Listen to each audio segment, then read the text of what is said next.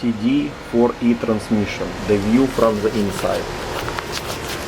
This is the bell housing. The bell housing is connected to the flywheel and to the engine itself. No, actually the torque converter of course connects to the flywheel of the vehicle, and the bell housing.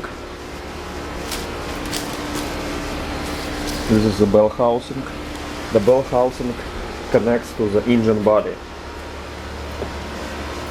Based on the vehicle make and model, the bell housing could be different. Basically, CD4E transmission have approximately 6 different types of bell housing. This is type number 2.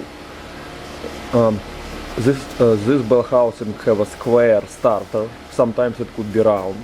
In this particular case, it's a square starter, and all bolts located this way. Before installing transmission, CD4E transmission with type 2 bell housing, you have to verify and match that everything will fit properly. If not, and you have CD4E transmission with type 3, type 4, type 5 bell housing, you can replace this bell housing. It's not hard, it doesn't take that much long. The speed sensor is located over there, that's why it's very hard to reach him. Axles come out from here. Transmission fluid pump located there, goes all the way through. This is the way how transmission fluid pump look like.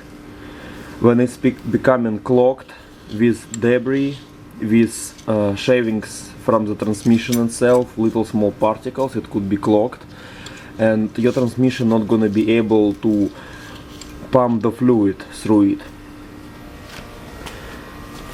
This is the main chain. This piece is kinda expensive. If you check with your manometer and you see that it's very thin, need to be replaced, it can cost you up to $130.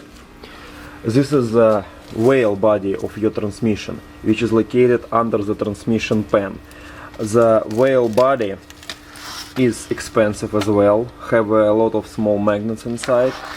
And this is transmission solenoid. Transmission solenoid is responsible for how smoothly your transmission shifts. The new transmission solenoid could cost you up to $180.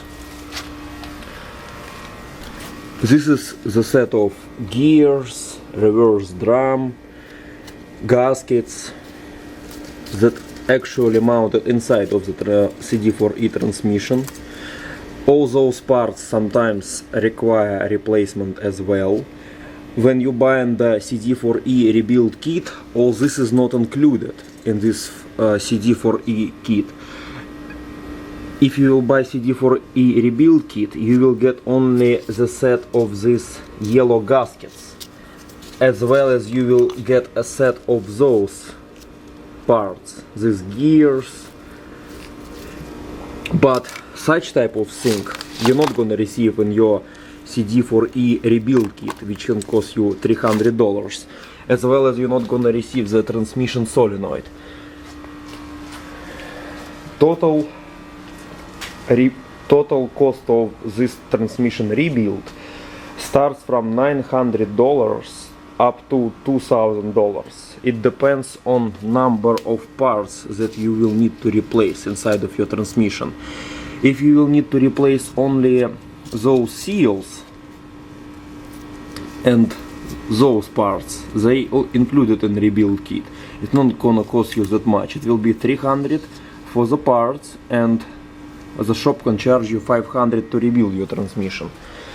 Total cost will be $800. But if you will need this chain, if you will need transmission solenoid, which happens very often, as well as you will need to replace the reverse drum, it can cost you up to $2,000. So in my opinion, it's cheaper not to do it.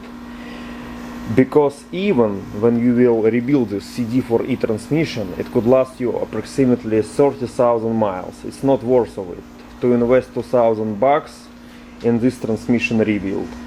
This transmission is built by Ford, and it's extremely expensive to rebuild it.